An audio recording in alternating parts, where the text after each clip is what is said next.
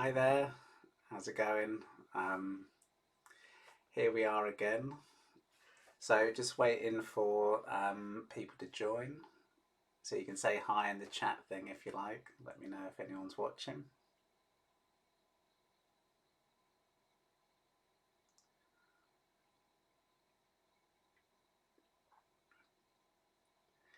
Ding, ding.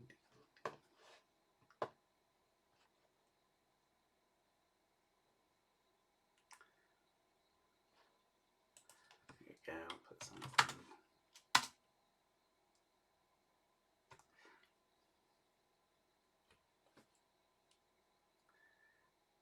So I've just been going through everyone's work. So thanks for everyone that sent me something. So it's much appreciated. It gives me something to talk about on these Fridays. Um, For those of you that put work on Instagram under EAC Tutor, that's great. Gives people a chance to share it.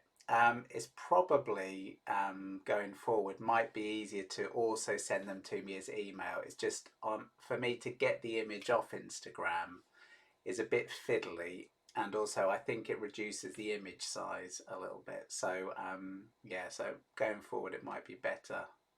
Oh, hi Stuart, how's it going? Nice to see you.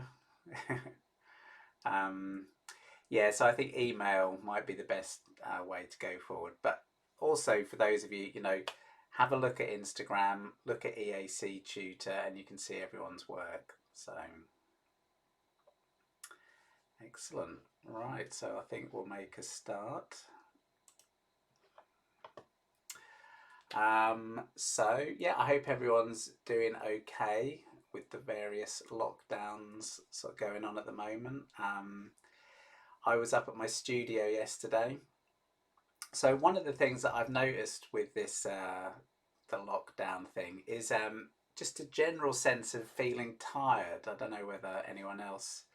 I don't know whether it's because in the background it's just a sense of there's something strange going on, and I think that perhaps creates a sort of bit of tension, I guess.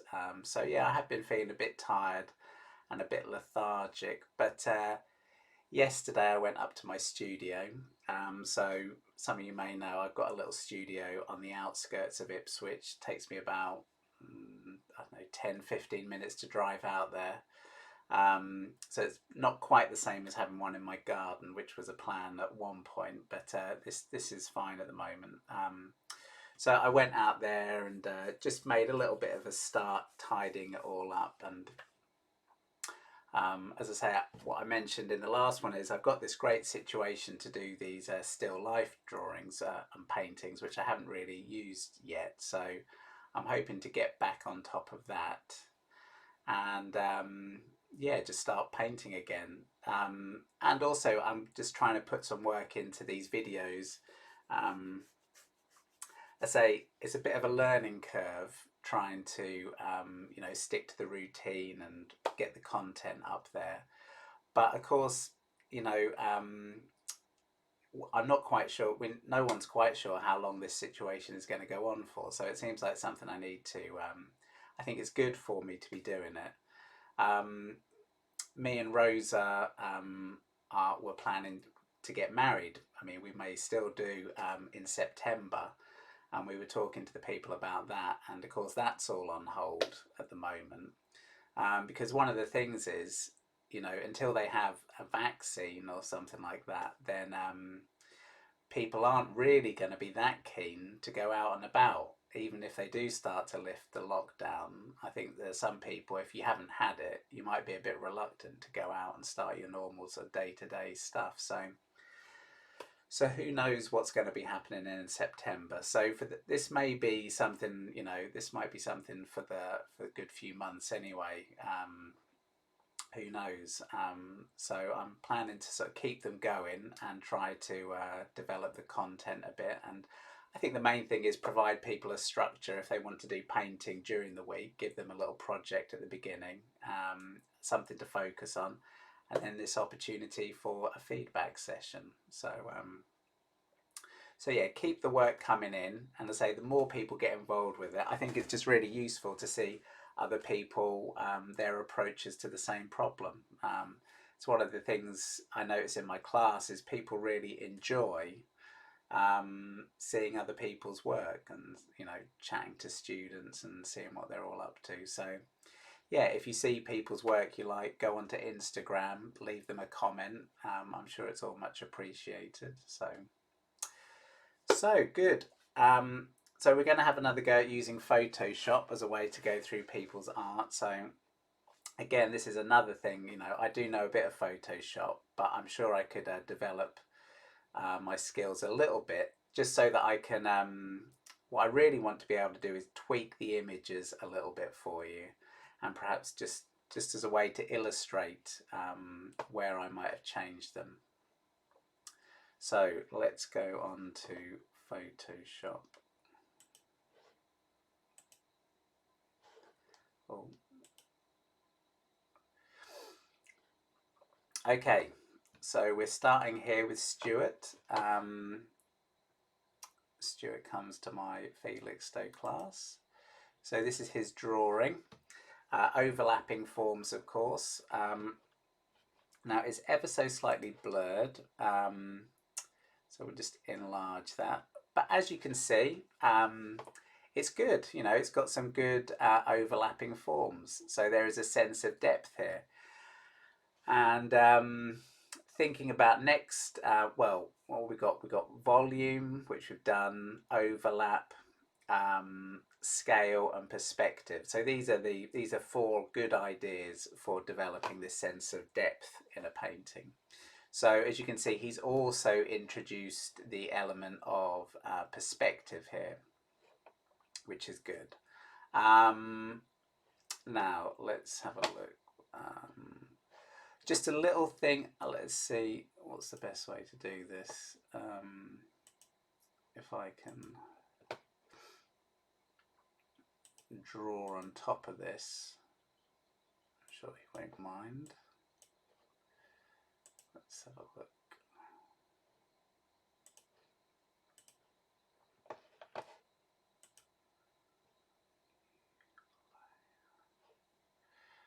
Okay, so what I was just going to bring your attention to, Stuart in particular, is this ellipse here is something that you might want to work on. Okay, so there's a few things I say about ellipses.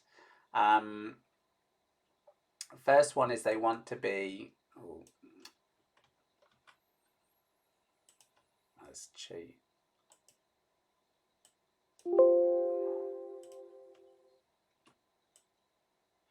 Okay, now drawing with a mouse isn't easy. So if I do these dots, okay, they need to be symmetrical. That's the first thing. So as it goes, that's not bad at all. Okay, the main problem with this though is these pointy edges. Okay, so you have to make sure that this flows a little bit more like this. Let's see. Okay, so you're looking for a little C there as opposed to a point. And the best way with ellipses is to practice, but you have to remember that what you're trying to do is, you can think of this as a line. Okay, line, line, line. Okay, so as it meets, it comes around, and then when it gets to this line, it has to basically at that stage be going like that. So like that. Okay, so you're looking to get that as a smoother transition. So that is something you might need to work on. Okay, let's scroll back. Other than that though, it's nice. There's a little bit of an issue with perspective here in that so we can see the top of this pot, and we can see the top of this, and we can see the top of this, and we can see the top of that. And this suggests a vanishing point, okay, up here, say. So what this suggests is like basically up here, that's eye level. So what that would mean is that if this one here is below eye level, instead of being a flat line like that, you would see a little bit more within there. That would also be more of an ellipse than a straight line. Okay, so a bit more of an ellipse. So there are a few little things. Okay, but yeah, overall that's exactly the sort of thing I had in mind. A nice drawing. So go on to the next one of Stuart's. So here we can see he's taken the idea further, and this is what I'd asked for, is to do a tonal drawing.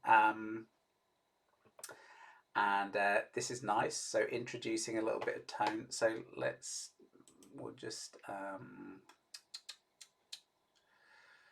so my first thoughts about this one are basically it needs more tone. Okay, it's a little bit sort of washy. So if I do this again, brightness down, contrast up. Okay, basically what I'm trying to do is get rid of all that light. Okay, so there it is, back to the original one. So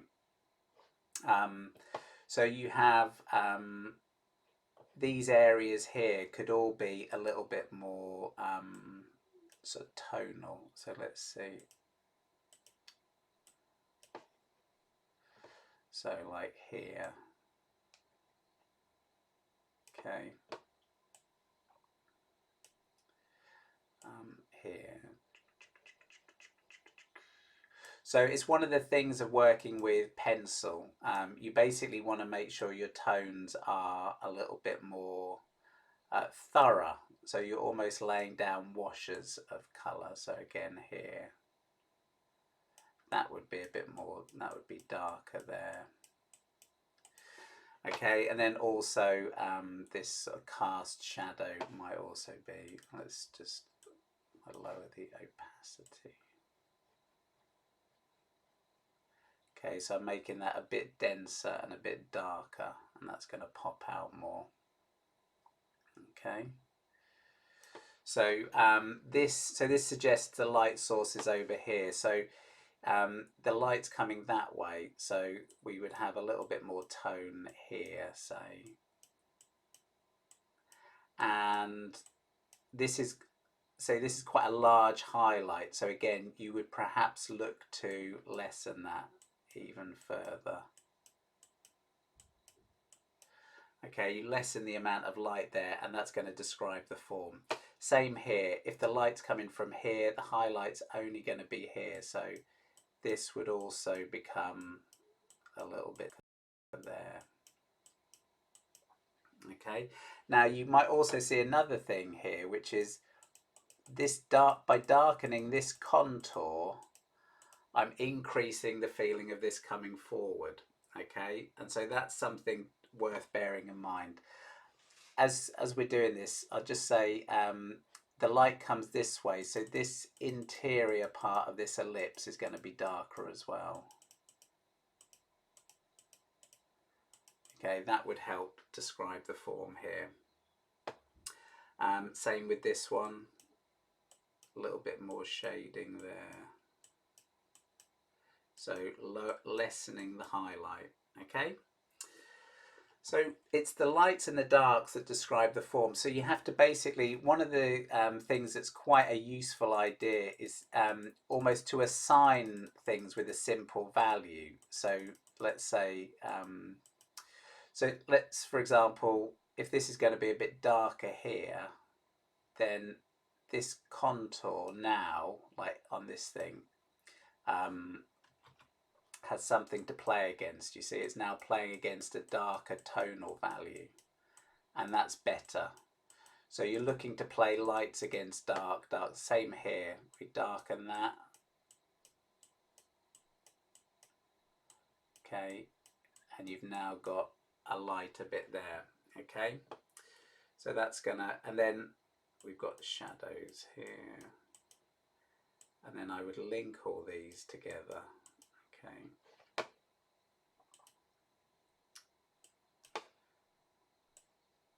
Link all that. okay, and you're going to start to get a stronger sense of light and dark, and that's going to give you a better picture. So in fact, all this I would do a bit darker. So there's an idea that increase the contrast a bit further, okay, brightness down, contrast up. That's better, you see. Well, it's stronger, so that's worth thinking about with your painting. Increase the contrast now. Now there's a lot of it needs, even if it was a paler pot, it would need a little bit more sense of light and shadow, a little bit more shadow on that side, just to reinforce the feeling of it being cylindrical. Same with all these things. So it's like I was saying, if one thing describes the form well, if you have numerous pots and they're all saying, here's the light, here's the dark, then they sort of reinforce each other and increase the feeling that you're looking at reality. So we would darken all that. Yeah, and that's good. So a nice tonal study there. Stuart's done another one. Again, this is an ambitious subject, which is basically, so we've got a candle in one of these glass sort of things to stop the wind blowing it. And we've got these red bottles. So one of the things that struck me about this one is, now let me see if I can do this. Okay, there's a few of them I thought this about. Oh yeah, okay. This background, okay, is a bit pale. So what I was thinking is I would darken around these bottles, okay, because it does create a lot, there's a lot of light. Now this isn't going to be a particularly well cut out, but you'll get the idea of it.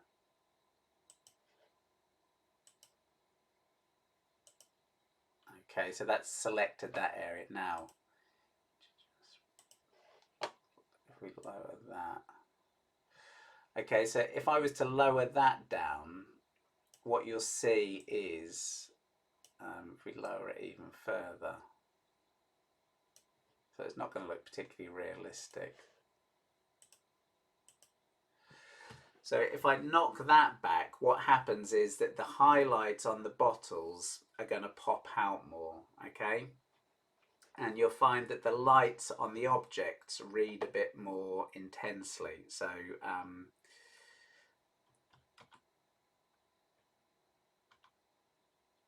let's go. Okay, so there's without. Now, and there's with. So by having this light up here, what it does is it brings the attention up here, because particularly with this bottle, you get more tonal contrast here. So you can just notice that pulls the eye. This brings the eye down a bit more and makes this a focus, okay? So other little thing, maybe again, the tonal values on this, that candle could be a little bit more convincing. And yeah, it's a very complicated subject. So it's a bit like the one I did was a complicated subject. So I would say it's good in terms of, you know, working with the overlaps, but at the same time, drawing glass bottles through glass is a challenging subject. And we don't have a great deal of, although we've got highlights here, the cast shadows are a bit vague. So there could be more there to suggest the actual the light. Again, there's not really a strong sense of a cast shadow there either. So just think about that maybe when you're setting up your objects. Okay, so there's Stuart's. Okay, so thanks for sending those in, Stuart. That's great. So next one, we've got Val. So Val comes to my Brettonham class. So hi Val, if you're watching. And very nice little study here. So let's see. So firstly, we can see quite a strong texture of the board coming through, which is quite nice. It's a little bit like the one I did, is I had all that, basically it's like grit, the marble dust. And we can see some shading going on here. Now, this apple, so some objects lend themselves to these sorts of still lifes better than others. But one of the troubles with this apple at the moment is we've got a highlight here, okay, a highlight here, and a highlight here. And on the grapes also, we've got a highlight in the middle, one there, one there, one there. So what we're trying to do is you really want to have your light source. So the cast shadow on the back, okay, the cast shadow tells us that the light is sort of coming this way from sort of behind and then there.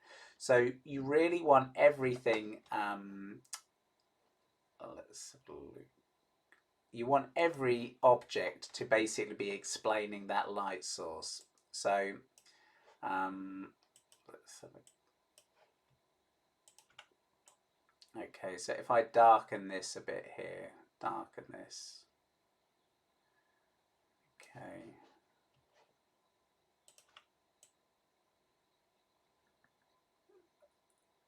So that's a little bit extreme maybe. A little bit more shadow there. Okay, and then maybe put a highlight here. That sort of, I know that's not very, it's not particularly subtle. There we go, let's just make that a little bit more like that. So now this apple is starting to say a little bit more about the light source. The light is coming from this way, okay? So with these grapes, again, if I lessen the light, okay, lessen the light there. And then we'll just put a smaller. So again, light comes from the side, so we get a little highlight there, little highlight there.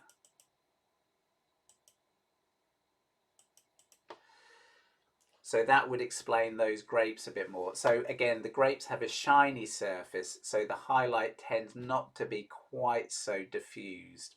Obviously, different grapes, different light sources, you'll get different sort of situations. So other thing is, if we pick up this shadow, so these grapes, they don't have a cast shadow behind them. So if I was to maybe sort of suggest something a bit like this, say, maybe even leaving that light there, okay, and just pull a bit of shadow across. So that might also reinforce the cast shadow, okay. This cut, the blue marks here are very nicely done, so that's good. But again, if we pick up this shadow colour, so in the ellipse is a bit pointy, like I was saying about Stuart's, so that could be, if we pick up some shadow colour, so we'd want to see a bit more shadow on this side, okay, let's see, maybe a bit like this, a bit more shadow in there. Okay, and then there's the highlight there, and so we would get the highlight there. Okay, so that would again explain the form a little bit more. So again, perhaps the top of this and the top of this, same thing, bit more shadow, and a bit more shadow there. And those, that would all start to combine. So again, what I'm saying here is maybe even darkening this a bit. Okay, if we darken the side of this, looks like a, I don't know what that is, an urn or a little jar. So we darken that, and then that gives the apple something to sort of play against. So again, it reinforces the overlap. So that might have been a useful thing. And another thing I was going to bring your attention to was, let's try this.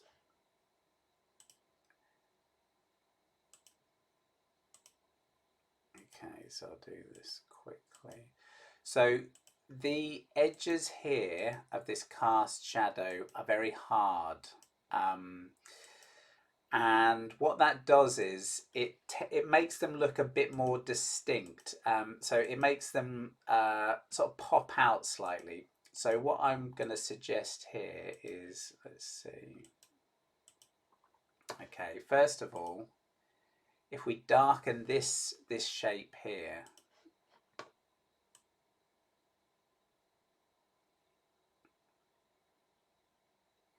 okay, if I darken that, deselect. So can you see by darkening that now, we've created a bit more dark tone, and that makes these objects read a bit clearer. Another area that I might so that means that this isn't as contrasty, but I say even these edges could be softened somewhat. So image adjust. So again, the whole thing, increase the contrast. So increase the contrast, and that sort of helps. We're trying to get the whole thing to pop out a bit more.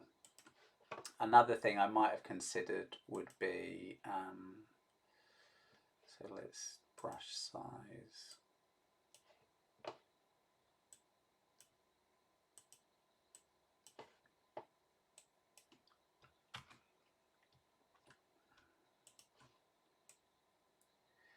So I'm just darkening the foreground here slightly, especially in the corners. Remember, you don't want your lightest lights in the corner. So if we darken this foreground slightly, not so much around the objects, we want those to be bright, but if we darken that, maybe even a bit further, that helps to concentrate the light on the object itself, okay?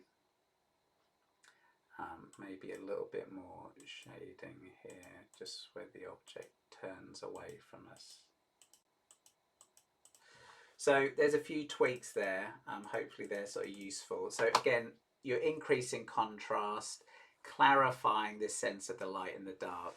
And that sometimes it can be due to setup. If you've got numerous lights on in the room, that will sort of interfere. But you want to basically make life as simple for yourself as possible. Okay, so thanks for that, Val. Now let's see, we've got Alison. So Alison's done some a really nice drawing here. I particularly like the fact that she hasn't put all the detail in. Okay, and obviously sometimes that's just the way it is with a sketch. You run out of time. You know, I mean, if that's a basket, you would be there all day rendering that basket. And I mean, that's not, you could do that, but it still doesn't mean it's a bad subject. It just means that you can't necessarily do the whole thing. But by suggesting some of it here is actually enough. We sort of know what we're looking at, okay? And she's got some very nice ellipses here, and we have a nice, lots of overlaps. So let's see, we've got this basket. The basket overlaps the logs that overlap the vase. We've got bricks. This overlaps this. So again, all that contributes to creating this feeling of space. So only thing you could have, perhaps if there were some verticals, you could have included those, maybe a few more overlaps behind these objects. But yeah, a really nice study. And particularly the line work here is really nice. So, so that's great. And then Alison's done this really nice little painting here. So hopefully you can see that okay. And it's got these nice purples. It's slightly muted, which is quite sort of, you know, Alison's sort of style. But it's very, yeah, really nice little study. So let's have a look for these overlaps. So we've got an overlap here. Let's see.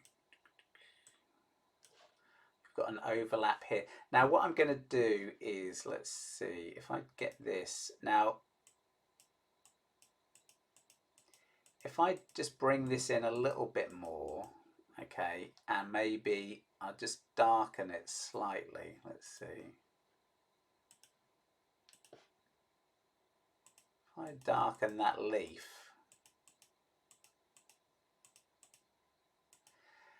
what I'm doing by that is I'm actually increasing the feeling of overlap. So by making that dark, now you may or may not like that, but it's just it's a technique of increasing the sense of overlapping form, basically. So here we've got a leaf, and that's now rendered as a light shape against dark, which is good. So that adds contrast. We've got another leaf here. This one gets a little bit lost. It's neither one thing or the other. It's basically the same tone as the table. So that's not bad as such, but I might be inclined to darken that one a little bit, just to sort of so it reads a little bit more. Okay. Now here we get quite close to a tangent. So this area here, okay, it's so you could, I mean, I know it's a bit artificial, but perhaps if this leaf, say, had been a little bit longer, let's see. Let's make this, so if it had been a bit longer.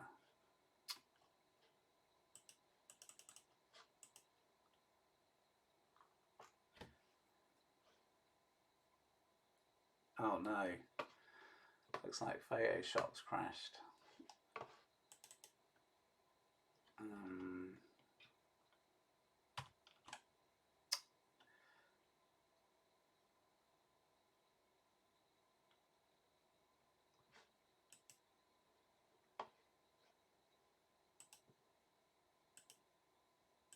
Ah, we're back. Let's see.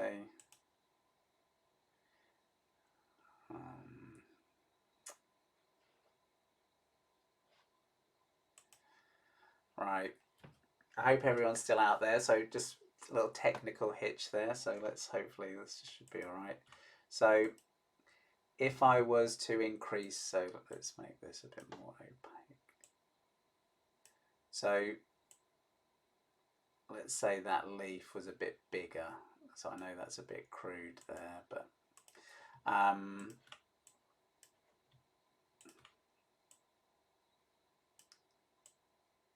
let's say it was something like that. So all that would do, that would create another overlap basically where there wasn't one. And that might help. That also overlaps this bottle, okay, in the distance. So that would also perhaps create another extra level of value there. So if we go back to the original, okay, so it's just there's nothing breaking this apart from the bird. So let's move that. So so then the bird's good. The bird's got a nice bit of modelling, so it looks like it's been lit from above, which is nice. We've got overlap, the wing overlaps the body. This sort of tail area gets perhaps a little bit lost, which isn't a bad thing.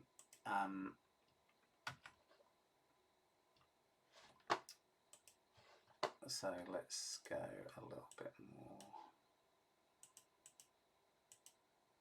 So I think maybe I would just increase it a little bit more. And the reason being just so it overlaps the bottle. So the bottle has a sort of presence there. And then we have this vase. So again, the bird overlaps the vase, which is nice. Only thing with the vase I was thinking is maybe I would perhaps just increase that highlight slightly. Maybe one there, maybe one there. Okay, so the vase is at eye level, so that's flat.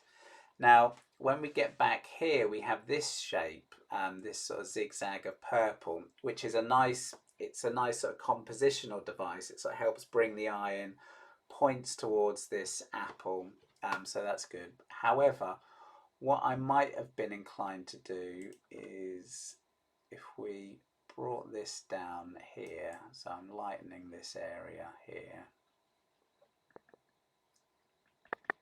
Okay, so lighten, lighten, lighten, using that same purple. Okay, then what I can do is against that reinforce the contour of that vase.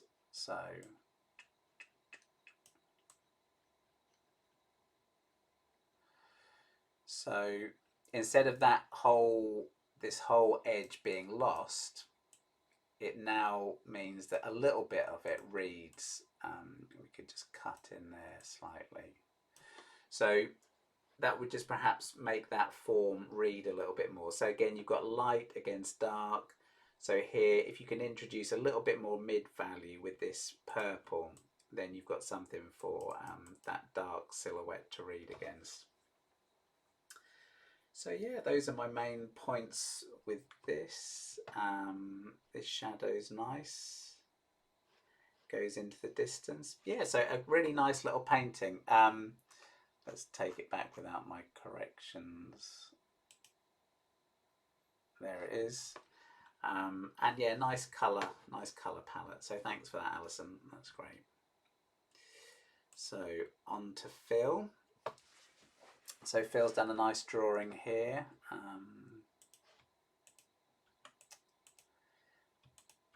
Let's increase the contrast.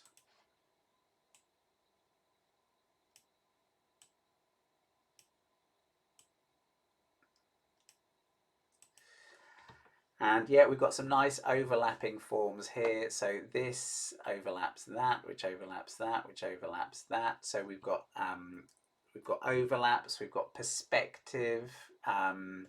So there's a few perhaps things with this, some of the perspective issues here. Also the wheels on the wheelie bins. So now this might not be very straightforward, but I'll just try and show you again, just a reminder of how you need to think about those. So this is your axis line, let's say like that. That's the direction of this, okay? So when you are working out your ellipse here, oh no, let's see, that ellipse, that should be, actually no, those ellipses should be like this, I think.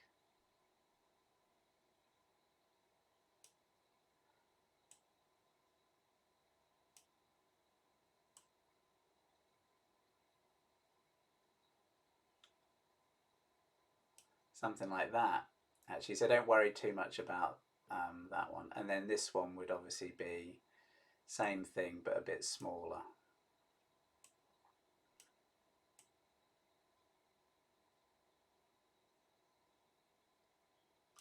That is, I think that's how I would use the construction, okay, and then these ones would be more disguised, okay. So again, good opportunity for overlap, but yeah, you just want to make sure they're, basically that's a little bit skewed, that one. I think that was what the problem was, okay. So we'll cover a bit of that when we do perspective. But yeah, that's exactly the sort of thing I had in mind. Now, while I've got this up, let's see. So there's something you could do here with line weight. Okay, so if you notice that this thing here might be the darkest dark, you've got some here as well. So you can use line weight to suggest depth.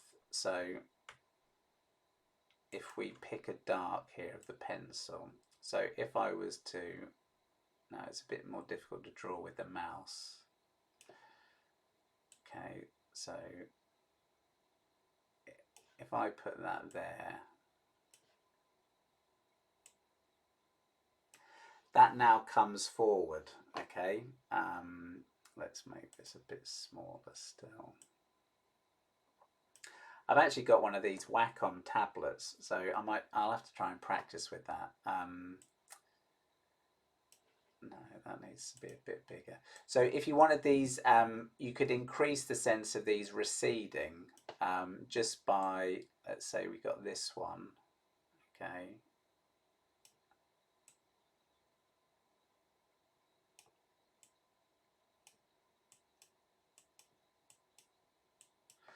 So you make that a thicker line, and then let's see, let's make that like not quite so heavy a line, okay, and then that one like that. You see, that would also add a sense of depth. So practice that with line weight, so you can just try, you know, foreground objects, do them sort of darker, denser, and let the pencil become a bit fainter as you go off into the distance. If you do lots of very detailed, it's like with vowels, if the background is too focused and accurate, it tends to come forward, okay? And then Phil went on to do this watercolor. So I'm sure you'd be impressed with this. This is a very nice little study. And a difficult medium. What I really like about this is the choice of subject has just worked a treat for Phil's painting. So the chair in particular really pops out. But the thing that was I thought might work here, let's see if I can do this.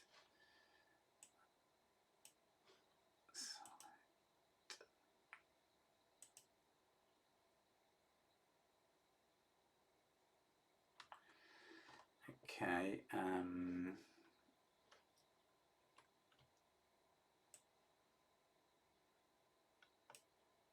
so this background, this what I'm looking at is this brown behind the chair, okay?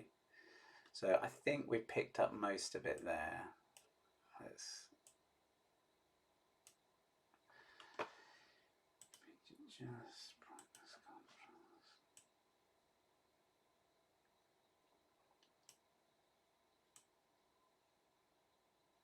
Okay, now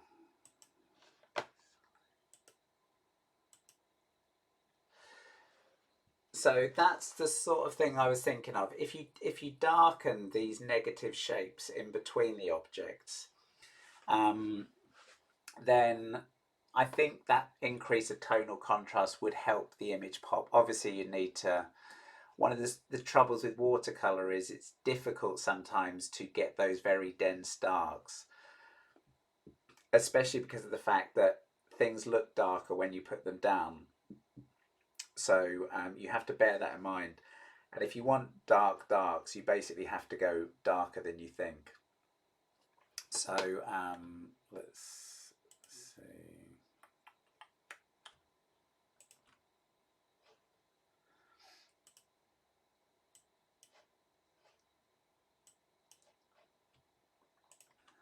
So we darkened all this. Okay, that basically would just help that chair pop out more. So the chair is basically the focal point. So increasing the tonal contrast around that chair is really going to help. Okay, so that's my suggestion there. Other thing is we've got an overlap. This bush here, green,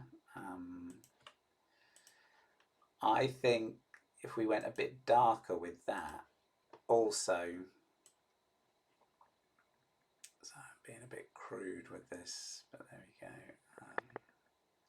Bit of a darker mass, because basically it's not reading against the background. So if that popped out a bit more, that would also help make this. In fact,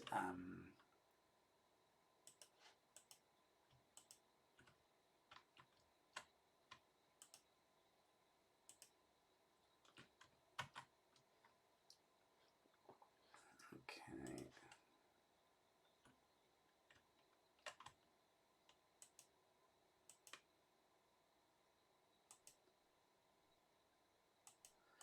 So this whole back,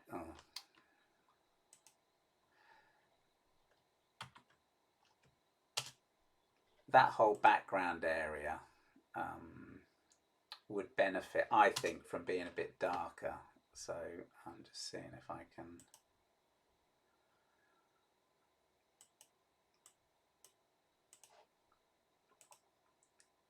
There's all these different tools in Photoshop for selecting items. So if I can get that.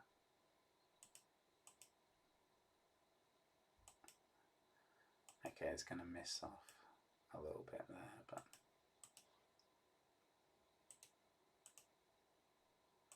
hopefully it'd be worth it to show you. Let's see.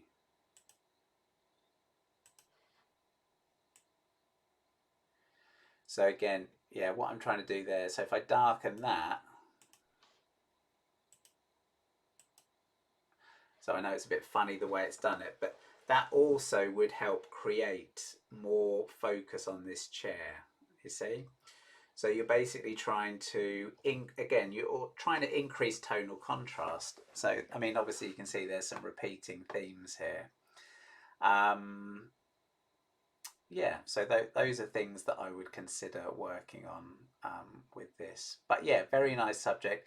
Not an easy one either, but the observation of this chair is excellent. So yeah, well done for that, Phil. That's great. And a very good little watercolour, so that's nice.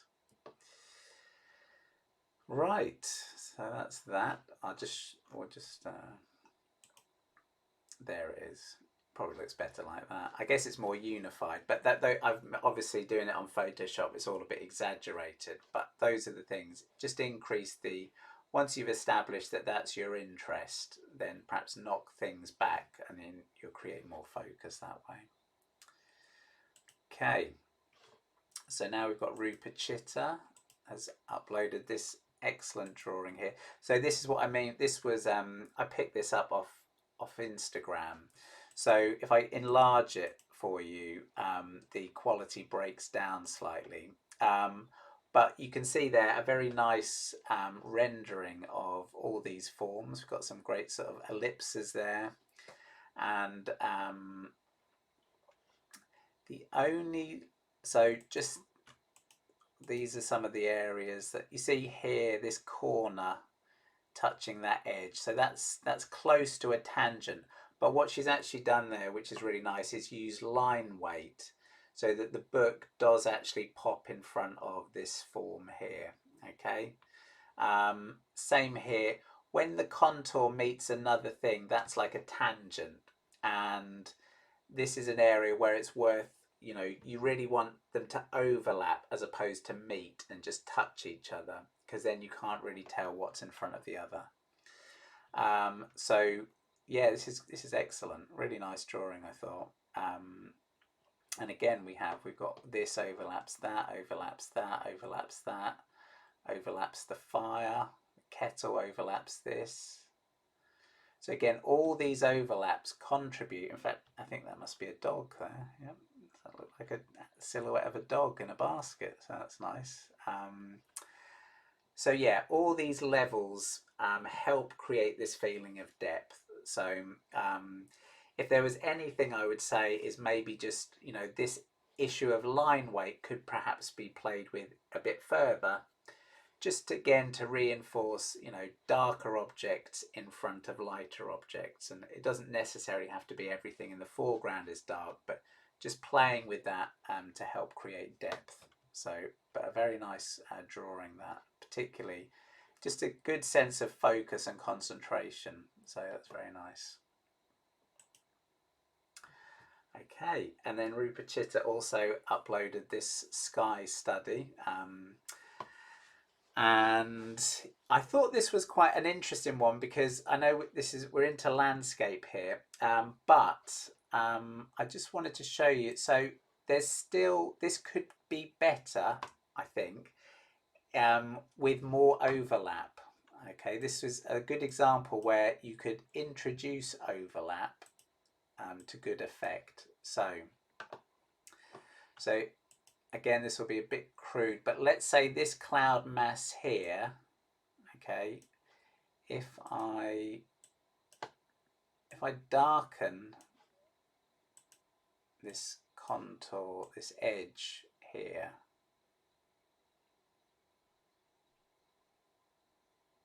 okay, darken that, maybe even go a bit darker.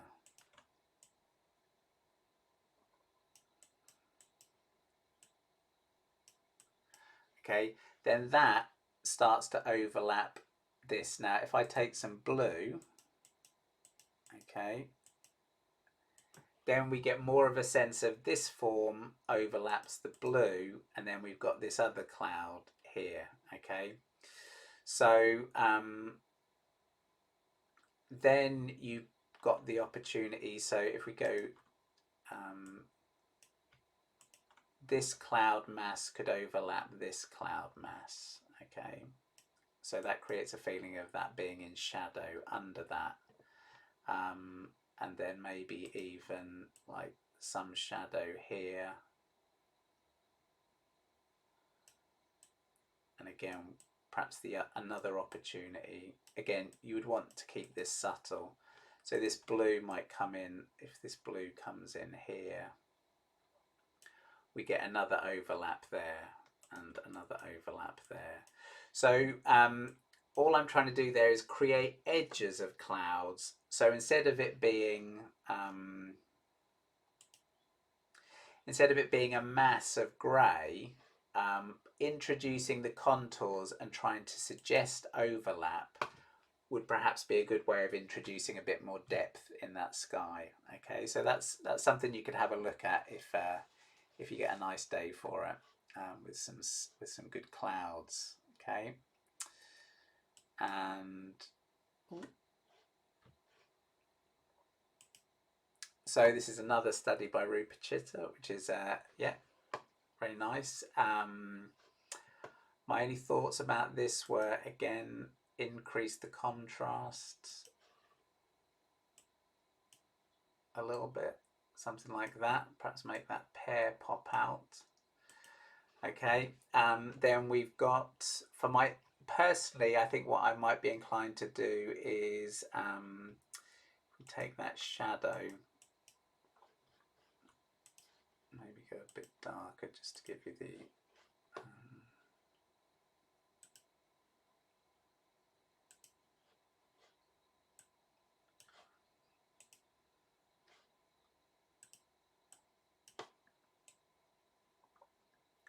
so I would probably be inclined to introduce a bit more tonal value like that. Okay,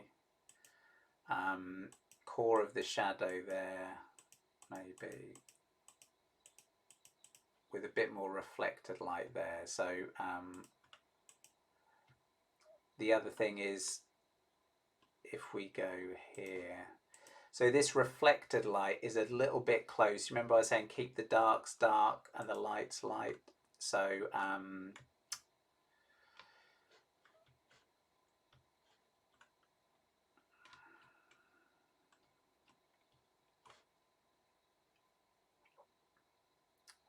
is that?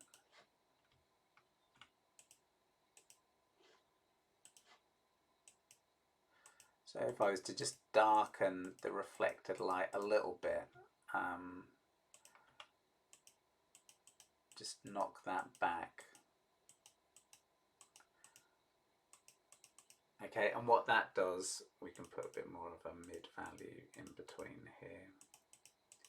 So it's just more clearly saying this is the dark side, this is the light side. Okay. Other things you might play around with this sort of thing, sometimes you see, if we go in here, we've got this very hard edge, and that's good where the lights are, but it's quite nice if you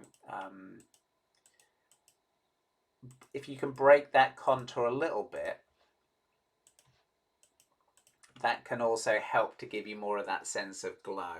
Okay, and because we've got light on here, we've got light on the pear, I also perhaps might be inclined, like I did with Vowels, is just maybe, just especially in the corners, just darken and soften maybe here darken and soften a bit.